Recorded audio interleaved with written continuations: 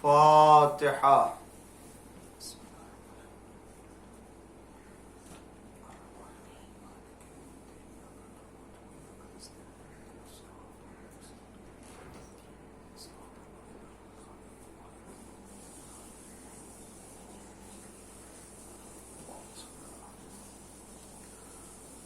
اعوذ باللہ السمیع العلیم من الشیطان اللعین الرجیم. بسم اللہ الرحمن الرحیم. الحمد للہ المعروف من غیر رؤیت والخالق من غیر منصبت. خلق الخلائق بقدرته واستعبد الأرباب بعزته وسعد العظماء بجوده. والصلاة والسلام والتحية والإكرام على البشير النذير السراج المنير حبیب الہ العالمین ابی القاسم محمد اللہم صلی علی محمد وعلی محمد وعجل فرجہ وعلی آلہ الطیبین الطاہرین المعصومین المظلومین المنتخبین المنتجبین الغر المیامین الذین اذهب اللہ عنہم الرجس وطہرہم تطہیرا. اللہم صلی علی محمد وعلی محمد وعجل فرجہ لا سیما الامام المبین بقیت اللہ فی الارضین الحجة الثاني عشر والمهدي المنتظر عجل الله تعالى فرجه الشريف. اللهم لعن أول ظالم ظلم حق محمد وآل محمد وآخر تابع له على ذلك. اللهم لعن العصابة التي جاهدت الحسين وشايعت وبايعت وتابعت على قتله. اللهم لعنهم جميعا. أما بعد فقد قال الله الحكيم في قرآن الكريم وقوله الحق. بسم اللہ الرحمن الرحیم. فبشر عباد الذین یستمعون القول فیتبعون احسنا. اولئک الذین ہداہم اللہ واولئک هم اولو الالباب. صلوات پڑھ دیجئے محمد وعلی محمد. اللہم صلی علی محمد وعلی محمد وعجل. ناظرین اکرام، یہ عشرہ ماہ سفر کی مجالس کا سلسلہ شروع ہو رہا ہے، جو پہلی سفر سے 10 سفر تک کی مجالس کا اہتمام کیا گیا ہے، ہر سال کی طرح سے امسال بھی. اور جن بانیان مجالس اور جن کے ایصال ثواب کے لیے ان مجالس کا سلسلہ ہوتا ہے، پروردگار عالم ان کے توفیقات میں اضافہ کرے اور اللہ اس عزاداری امام حسین علیہ السلام کو قبول فرمائے. اور ان حالات میں کہ جن حالات میں مسائل ہر ایک کے لیے ہیں، سختیاں ہیں، لیکن پھر بھی ہر سال کی طرح سے اس سال بھی ان مجالس کا انعقاد کیا گیا ہے. خداوند عالم ہم سب کی عزاداری کو اور ہم سب کے امام حسین علیہ السلام کے مصائب پر گریہ کرنے اور آنسو بہانے کو قبول فرمائے اور اسے ذخیر آخرت قرار فرمائے. میں نے اس سال عشرے ماہ سفر جو پہلی سفر سے آغاز ہو رہا ہے، آج پہلی مجلس ہے، اس مجلس کے لیے میں نے عنوان قرار دیا ہے اسلام اور اسلام میں بحث و گفتگو کی آزادی. یعنی ایک طرف اسلام ہے اور دوسری طرف اگر انسان بحث اور گفتگو اور اپنے نظریات اور اپنے عقائد کے سلسلے میں تحقیق اور جستجو کرنا چاہے تو خود اسلام اس کی اجازت کس حد تک دیتا ہے کہ آیا ہمیں اس سلسلے میں بات کرنے، کلام کرنے، گفتگو کرنے، بحث کرنے، یا اگر کوئی اختلافی بحث ہے اور اگر کوئی اختلافی مسائل ہیں دین کے سلسلے میں، عقائد کے سلسلے میں، نظریات کے سلسلے میں، تو کیا ہمیں اسلام کے دائرے میں رہتے ہوئے اپنے عقائد کے سلسلے میں گفتگو کرنے کی اسلام اجازت دیتا ہے یا اجازت نہیں دیتا؟ کیا اسلام نے ہمیں اس بات کی اجازت دی ہے کہ ہم اپنے اسلام اور دین کے دائرے میں رہتے ہوئے خود اپنے ہی عقائد کے بارے میں، خود اپنے ہی جو ہے وہ دین کے مسائل کے سلسلے میں بحث کرنا چاہیں، گفتگو کرنا چاہیں، وہ چاہے اختلافی بحث ہی کیوں نہ ہو، چاہے وہ اختلافی نظریات ہی کیوں نہ ہو، کہ یہ بحث اور گفتگو کے بعد ہمارے لیے ایک راستہ فراہم ہوتا ہے حق تک پہنچنے کے لیے، ایک منزل تک جانے کے لیے ہمارے لیے ایک راستہ معین ہوتا ہے کہ ہم وہاں پہنچ جائیں اور کس راستے سے پہنچیں. اس سلسلے میں آپ کے سامنے میں گفتگو پیش کروں گا آنے والی مجلسوں میں، اور آج کی مجالس میں بھی کچھ بطور مقدمہ آپ کی خدمت میں عرض کروں گا کہ آیا ہمیں اسلام اس بات کی اجازت دیتا ہے یا نہیں کہ ہم اپنے عقائد کے بارے میں کھل کر کے بحث کرنا چاہیں، ہم اپنے دینی اعتقادات کے سلسلے میں آزادی کے ساتھ علمی طور سے، منطقی طور سے بحث و گفتگو کرنا چاہیں، تو کیا اسلام ہمیں اس بات کی اجازت دیتا ہے یا نہیں؟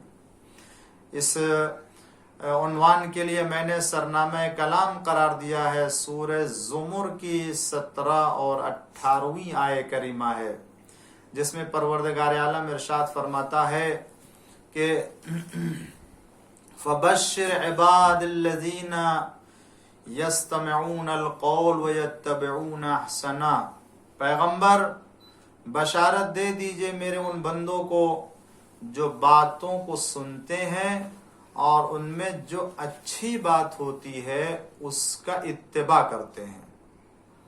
اولئک الذین ھداھم اللہ، یہی وہ لوگ ہیں کہ جن کی خداوند عالم نے ہدایت کی ہے. اولئک ھم اولو الالباب، یہی صاحبان عقل بھی ہیں. آیہ کریمہ میں پروردگار عالم نے اسی بات کی طرف اشارہ کیا ہے کہ لوگ گفتگو کریں، کلام کریں، بات کریں، نظریات پیش کریں، اور بجائے اختلاف کرنے کے، بجائے ہٹ دھرمی پر آنے کے، بجائے حق کے انکار کرنے کے، جو صحیح بات ہے، جو حق بات ہے، جو احسن بات ہے، جو اچھی بات ہے، اس کو اپنا لیں اور اس کو اختیار کر لیں. واضح طور سے اللہ نے اسی عنوان میں نے جسے قرار دیا ہے مجلس کے لیے، خداوند عالم اسی آیت میں اس بات کی طرف اشارہ کرتا ہے کہ فَبَشِّرْ عِبَادِ الَّذِينَ يَسْتَمِعُونَ الْقَوْلَ، ان لوگوں کو بشارت دے دیجئے کہ جو بات سنتے ہیں، وَيَتَّبِعُونَ أَحْسَنَ، اور جو ان میں تمام باتوں میں اچھی باتیں ہوتی ہیں اس کی پیروی کرتے ہیں اور اس کا اتباع کرتے ہیں. تو بشارت کس کے لیے ہے؟ صرف سننے. پہلا مرحلہ تو یہ کہ خدا فرماتا ہے کہ تم جو ہے وہ مختلف باتوں اور مختلف کلام کے درمیان میں اچھی باتوں کو اختیار کرو. اس کا مطلب یہ کہ جب تک مختلف قسم کی باتیں اور مختلف نظریات اور مختلف افکار نہیں بیان کیے جائیں گے اس وقت تک ان تمام مختلف افکار اور ان تمام مختلف باتوں میں سے اچھی باتوں کا انتخاب ہو نہیں سکتا ہے. اللہ تعالیٰ اچھی باتوں کے درمیان انتخاب کرنے یعنی اچھی بات کا انتخاب کرنے کا حکم دے رہا ہے. اس کا مطلب یہ ہے کہ ہوں گی بہت سی باتیں، لوگوں میں بہت سے نظریات ہوں گے، لوگوں میں بہت سے افکار ہوں گے، لوگوں کے درمیان بہت سے عقائد ہوں گے، مگر ہر عقیدے کا انتخاب یا ہر نظریے کا انتخاب یا ہر فکر کا انتخاب احسن نہیں کہا جائے گا، بلکہ ان مختلف نظریات میں سے اور مختلف افکار میں سے جو اچھا نظریہ ہے، اچھا نظریہ سے مراد جو حق کی طرف لے جانے والا ہے یا جو حق نظریہ ہے، اس نظریے کا انتخاب کا حکم پروردگار عالم دیتا ہے. تو پہلے مرحلے میں اللہ نے یہ بات طے کر دی کہ مختلف نظریات اور مختلف باتیں ہوں گی، مگر اس میں جو سب سے اچھی بات ہے اس کا انتخاب کرنا ہوگا. اس کا مطلب یہ ہوا کہ قرآن ہمیں باتیں کرنے، کلام کرنے کی اجازت دیتا ہے، ہمیں مختلف نظریات کے درمیان بحث و گفتگو کی اجازت دیتا ہے. ہاں، اس کے بعد ان میں جو سب سے حق نظریہ ہے، جب سے سب سے اچھا نظریہ ہے، اسے اختیار کرنے کا حکم دیا جا رہا ہے. ورنہ اگر مختلف باتیں ہوں گی نہیں تو پھر اچھی باتوں کا انتخاب کیسے ہوگا؟ ایک صلوات پڑھ دیجئے محمد وآل محمد پر. اللہم صلی علی محمد وآل محمد وعجل فرجهم. اس لیے کہ خداوند عالم چاہتا ہے کہ تم جس دین کے اوپر عمل کرو اور جس آئین کے اوپر عمل کرو وہ آئین تم خوب سمجھ لو، تمہیں سمجھ میں آنا چاہیے، تمہارے فکر میں آنی چاہیے، تم عقل سے اسے پرکھو، تم عقل سے سمجھو اسے. خدا کو بھی اگر کوئی سمجھنا چاہتا ہے تو سمجھ تو نہیں سکتا ہے، لیکن آیا اپنے عقل سے اس بات کا تو فیصلہ کرنا ہی ہے کہ چند خدا تصور کرے اور اس خدا میں خدائے حقیقی کون ہو سکتا ہے. آج دنیا کے سامنے مختلف قسم کی طاقتوں کا تصور پایا جاتا ہے اور مختلف فکر وحدانیت پروردگار، وجود پروردگار کے سلسلے میں پائی جاتی ہے. تو مختلف فکروں کے درمیان سے ہمیں اس فکر کا انتخاب کرنا ہے کہ جو صحیح فکر ہے وجود پروردگار کے سلسلے میں. اگر وجود پروردگار کے سلسلے میں مختلف فکریں نہیں پائی جا رہی ہوں گی تو اس میں جو صحیح فکر ہے، اس میں جو عمدہ راستہ ہے وجود پروردگار کی طرف جانے کا، ہم کیسے جو ہے وہ اس کا انتخاب کریں گے؟ اس کا مطلب یہ ہے کہ اسلام ہمیں اس بات کی اجازت دیتا ہے کہ ہم غور کریں. کن باتوں میں غور کریں؟ قرآن کریم کی کتنی ایسی آیتیں ہیں کہ جن میں تمہیں غور کرنے کی دعوت دی گئی ہے، فکر کرنے کی دعوت دی گئی ہے. تو کس بات میں فکر کرنے کی؟ انسان غور کرے، فکر کرے، اور جب غور کرے گا، فکر کرے گا، تب اسے احساس ہوگا کہ ہم جس بات کی طرف جا رہے ہیں یا جس نظریے کا انتخاب کر رہے ہیں وہ کیسا نظریہ ہے. تو مختلف قوتوں کے درمیان سے ایسی قوت کا انتخاب کرنا جو لا حول ولا قوت الا باللہ العلی العظیم ہو. ایک ایسی تمام قدرتوں میں سے ایک ایسی قدرت کا انتخاب کیا جائے کہ جو ان اللہ علی کل شیء قدیر ہو، جو ہر شے کے اوپر قدرت رکھتا ہو. اب جب ہم دیکھتے ہیں کہ وہ کہ جس کے ہاں قوت پائی جاتی ہے، طاقت پائی جاتی ہے، تو سوائے وحدانیت پروردگار کے، سوائے اللہ سبحانہ تعالیٰ کے کوئی دوسری قوت نہیں ہے، کوئی دوسری طاقت نہیں ہے۔ تو ہم اس قوت کو اور اس طاقت کا انتخاب کرتے ہیں اور اسی کے اوپر ایمان رکھتے ہیں۔ وہی اللہ پیدا کرنے والا ہے، وہی خدا رزق دینے والا ہے، وہی پروردگار تمام انسانوں کو حیات دینے والا ہے، وہی تمام انسانوں کو، کائنات کو بلکہ سنبھالے ہوئے ہے، اس لیے کہ اس کے جیسے نہ قوت ہے کسی کے پاس، نہ اس کے جیسے طاقت ہے کسی کے پاس۔ جب قوت نہیں ہے، طاقت نہیں ہے سوائے خدا حقیقی کے، تو پھر اسی خدا حقیقی کی طرف ساری طاقتوں کو منسوب کر دینا ہے، اور منسوب ہے بھی۔ ہمیں فکر کرنا ہے اپنے عقل سے، اپنے جو ہے عقل سے اس بات کا فیصلہ کرنا ہے کہ پروردگار عالم کی طاقت اور قوت کے علاوہ کوئی قوت نہیں ہے۔ خداوند عالم کی قدرت کے سوا دنیا میں کوئی قدرت نہیں ہے۔ دنیا میں چاہے کوئی بھی ذات ہو، ذات پروردگار کے سوا کوئی ذات نہیں ہے۔ تو جب ہم نے یہ سمجھ لیا کہ ذات پروردگار کے سوا کوئی دوسری ذات نہیں ہے، تو پھر اب ہمیں خدا حقیقی اور پروردگار عالم ہی کے قدرت کے اوپر عقیدہ رکھنا ہے۔ وہی تمام قدرت کا سرچشمہ ہے، وہی تمام قدرت کا منبع ہے، وہی مصدر ہے۔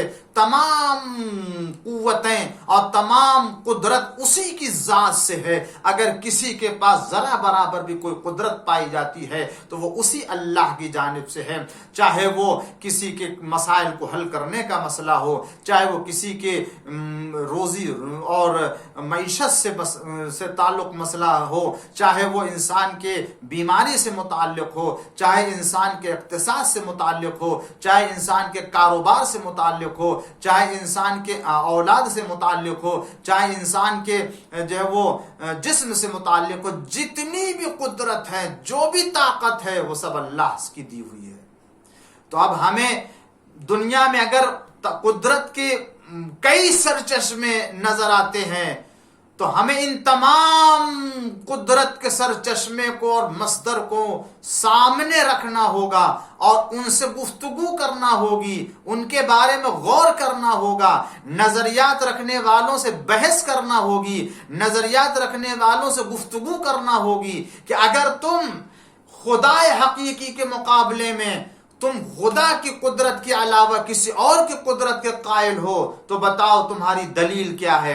اس لیے کہ ہم اپنی بھی دلیل لے کر کے آتے ہیں، تم اپنی بھی دلیل لے کر کے آؤ، اور جب تمہاری دلیل ہماری دلیل سامنے آئے گی تب فیصلہ ہوگا کہ تمہاری دلیل میں طاقت پائی جاتی ہے یا ہماری دلیل میں طاقت پائی جاتی ہے۔ جب تک دونوں طرف کی قدرت کی دلیلیں نہیں سامنے آئیں گی اس وقت تک صحیح دلیل کا انتخاب کر کے صحیح قدرت خدا کا انتخاب نہیں ہو سکتا ہے۔ اور عزیزو اسی لیے خدا حقیقی کے وجود کو تسلیم کرنے کے لیے خود خدا کے آثار اور خدا کی نشانیاں اور خدا کی قدرتوں کا مطالعہ کرنا پڑتا، اور جب خدا کی قدرت اور خدا کے آثار اور نشانیوں کا جب انسان مطالعہ کر لیتا ہے تب تمام قدرت میں سے، تمام نشانیوں میں سے، تمام شاہکار میں سے ایک ہی شاہکار نظر آتا ہے، اور وہ وحدہ لا شریک کا شاہکار ہے۔ ایک صلوات پڑھ دیجئے محمد و آل محمد۔ اللہم صلی علی محمد و آل محمد۔ اس کو تو خود حضور اکرم، یہ قرآن کریم ہمیں اس بات کی اجازت دیتا ہے کہ اچھی باتوں کا اتباع کرتے ہیں صاحبان عقل، انہی کے لیے بشارت ہے۔ پیغمبر انہیں بشارت دے دیجئے، کس چیز کی بشارت؟ کہ یہی صاحبان ہدایت ہیں کہ جن کے اللہ تعالیٰ نے ہدایت کی ہے۔ وَأُولَئِكَ هُمْ أُولُو الْأَلْبَابِ، یہی صاحب عقل ہیں۔ اس کا مطلب یہ کہ جو چند باتوں میں سے اچھی باتوں کا انتخاب کر لیتا ہے، اس کی دو صفت کی طرف اللہ نے اشارہ کیا۔ ایک، اللہ تعالیٰ نے اس کی ہدایت کی ہے، اور دوسرے یہ کہ یہی صاحب عقل بھی ہے۔ اس کا مطلب یہ ہوا کہ جو مختلف باتوں میں سے مختلف نظریات میں سے، مختلف عقائد میں سے اچھے عقیدے کا انتخاب کرتا ہے، اس کی ہدایت خدا تعالیٰ کرتا ہے، اور خدا تعالیٰ جس کی ہدایت کرتا ہے وہی صاحب عقل بھی ہوتا ہے۔ ایک صلوات پڑھ دیجئے محمد وآل محمد۔ اللہم صلی علی محمد وعلی محمد وعجل فرجہ۔ آپ اس حوالے سے قرآن کریم کی دیگر آیتوں کی طرف اگر رخ کریں گے تو خداوند عالم اس بات کی اجازت دیتا، خود واقع مباہلہ اسلام کا ایسا کارنامہ، فتح و کامیابی کا ایسا عظیم کارنامہ حضور اکرم صلی اللہ علیہ وآلہ وسلم نے اللہم صلی علی محمد وعلی اپنے اہل بیت کے ساتھ انجام دیا ہے، جس کو عید مباہلہ کے عنوان سے یاد کرتے ہیں۔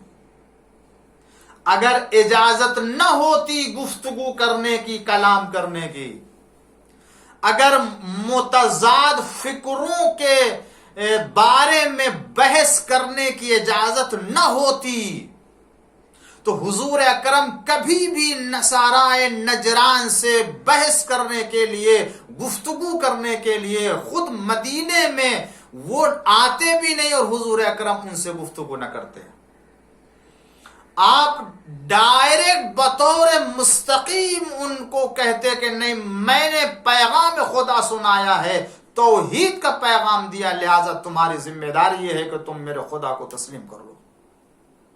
اگر کسی طرح کی گفتگو کی گنجائش نہ ہوتی، اگر بحث کرنے کی گنجائش نہ ہوتی تو مباہلہ کیوں کیا جاتا؟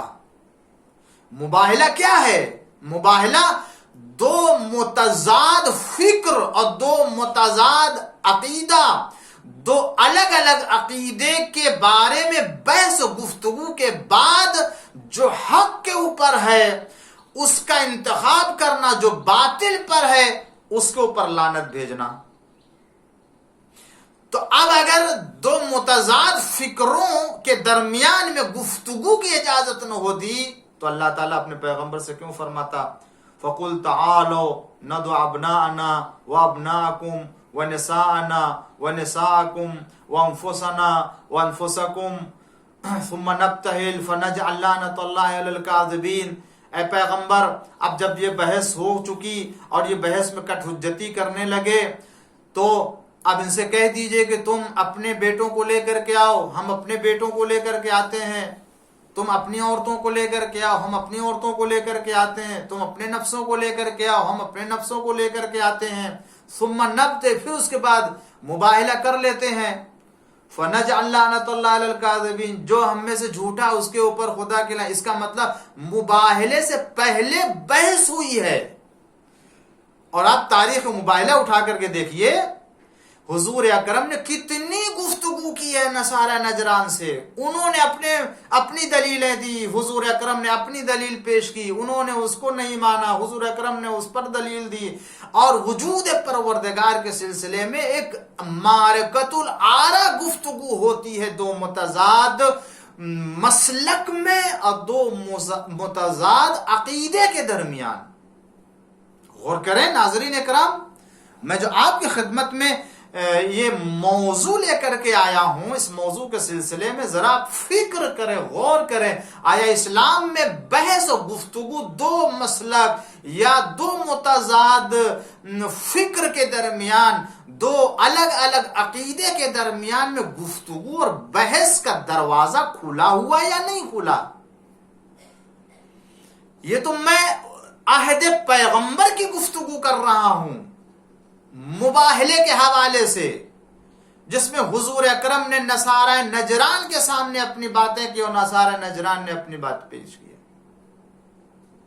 اب ہونا یہ چاہیے کہ جو احسن بات ہے اور جو بہترین کلام ہے اسے قبول کر لینا چاہیے۔ ہاں، مگر ایک بات طے کر دی پروردگار عالم نے، متضاد اور مختلف فکروں کے درمیان گفتگو کی اجازت ہے۔ توجہ چاہتا ہوں ناظرین، متضاد فکر کے درمیان اور متضاد اور الگ الگ عقائد کے درمیان میں کلام کرنے، گفتگو کرنے کی اجازت دیتا اسلام۔ بحث کرنے کی اجازت دیتا ہے اسلام، لیکن وہیں تک کہ جہاں تک کٹ حجتی اور ضد اور تعصب کی دائرے میں نہ ہو، تعصب کے دائرے سے خارج ہو کر کے، عناد و دشمنی کے دائرے سے خارج ہو کر کے کٹ حجتی نہ کر رہا ہو، گفتگو میں، بحث میں، کلام میں۔ لیکن اگر کوئی کٹ حجتی کر رہا ہو، اگر کوئی اپنی بات زبردستی منوا رہا ہو، اگر کوئی اپنی بات کو بغیر دلیل کے تسلیم کروا رہا ہو، تو وہاں اسلام یہ اجازت نہیں دیتا ہے، بلکہ وہاں اسلام کہتا ہے کہ اگر کٹ حجتی پر اتر آئے تو پھر بیٹھ جاؤ مباہلہ کرنے کے لیے، اور دیکھو کہ جھوٹا کون ہے، جو جھوٹا اسی کے اوپر لعنت کی جائے گی۔ اس کا مطلب یہ ہے اسلام گفتگو کی اجازت دیتا ہے، مگر گفتگو کے بعد اب دونوں فریق کی ذمہ داری ہے کہ جو احسن ہو اسے تسلیم کر لے تاکہ مباہلے کی نوبت نہ آنے پائے۔ اور یاد رکھیے اگر احسن اور بہترین باتوں کو تسلیم نہیں کرے گا تو مباہلے کی نوبت آئے گی، اور جو مباہلے کی نوبت آئے گی تو اسلام کی جانب سے لعنت کی جائے گی، اس لیے کہ اسلام اپنے نظریے کو حق کا نظریہ بیان کرتا ہے، باطل کے نظریہ نہیں بیان کرتا۔ ایک سلوات پڑھ دیجئے محمد والے۔ اللہم صلی علی محمد وعلی محمد وعجل فرجہ۔ اس کے علاوہ قرآن کریم میں دیگر ایسی بہت سی مثالیں مل جائیں گی کہ میں آج صرف بطور تمہید آپ کی خدمت میں عرض کرنا چاہتا ہوں اور یہ بتانا چاہتا ہوں کہ دیکھیں پروردگار عالم نے ہمیں جس دین کے اوپر، جس آئین کے اوپر قرار دیا، اس آئین میں کہاں تک ہمیں بولنے کی آزادی، کہاں تک دوسروں کے عقائد کے سلسلے میں گفتگو کرنے کی آزادی۔ ہاں مگر خبردار کسی کے آئین کو برا بھلا نہیں کہنا ہے، کسی کے عقائد کا مذاق نہیں اڑانا ہے، کسی کے نظریات کا مسخرہ نہیں اڑانا ہے، مذاق نہیں اڑانا ہے، مسخرہ نہیں کرنا ہے۔ ہم کو ان کے عقائد سے کوئی تعلق نہیں ہے، ہم ان دوسروں کے عقائد اور دوسروں کے نظریات سے دستبردار ہیں، مگر ہم ان کے عقائد اور نظریات کی توہین بھی نہیں کرتے ہیں، ہم ان کی فکر کا مذاق بھی نہیں اڑاتے ہیں۔ وہ اپنے دین کے اوپر، ہم اپنے دین کے اوپر، وہ اپنے عقائد کے اوپر، ہم اپنے عقائد کے اوپر، لیکن ہم اپنے عقائد کو سمجھنے کے لیے آپ کے عقائد کو بھی سمجھیں گے، اور آپ کو بھی چاہیے کہ اپنے عقائد کو سمجھنے کے لیے ہمارے عقائد کو بھی سمجھیں۔ آج جب تک یہ گفتگو عام طور سے، علمی طور سے اور سلیقے سے نہیں ہوگی، اس وقت تک بہت سی ایسی غلط فہمیاں ہیں انسانوں کے درمیان، مسالک کے درمیان، مذاہب کے درمیان، جس کی بنا پر انسان ایک دوسرے سے دور ہے، ایک مسلک دوسرے مسلک سے دور ہوتا ہے، ایک مذہب والا دوسرے مذہب کے بارے میں غلط خیال رکھنے کی بنا پر دشمنی پیدا ہوتی ہے، ایک مسلک دوسرے مسلک کے عقائد کی دلیل کو نہ سمجھنے کی بنا پر فکریں پیدا ہوتی ہیں اور غلط نظریات اس کے بارے میں پیدا ہوتے ہیں۔ لیکن اگر ایک مسلک کا دوسرے مسلک کے نظریات کو قریب سے آ کر کے دلیلوں کے ساتھ سمجھے اور ان کے براہین کو دیکھے، ان کی دلیلوں کو دیکھے، تو بہت سے ایسے غلط نظریات یا بہت سے ایسی غلط فہمیاں ہیں کہ جو ایک دوسرے سے دور ہو سکتی ہیں۔ یہ میں ہر ایک کی بات کر رہا ہوں، خود مسلم اور نان مسلم کی بات کر رہا ہوں، اور خود مسلمانوں کے درمیان میں بھی جو مختلف فرقے پائے جاتے ہیں، وہ مختلف نظریات رکھنے والے ہوں، وہ بھی اگر ایک دوسرے کو سمجھے تو بہت سی غلط فہمیاں دور ہو سکتی ہیں۔ اسلام اگر وحدانیت پروردگار کا نظریہ دیتا ہے، ایک خدا کی پرستش اور ایک خدا کی عبادت کی کرنے کی دعوت دیتا ہے، تو اس کا مطلب یہ نہیں ہے کہ تم کسی دوسرے خدا کا مذاق اڑاؤ، تم گفتگو کرو، بحث کرو۔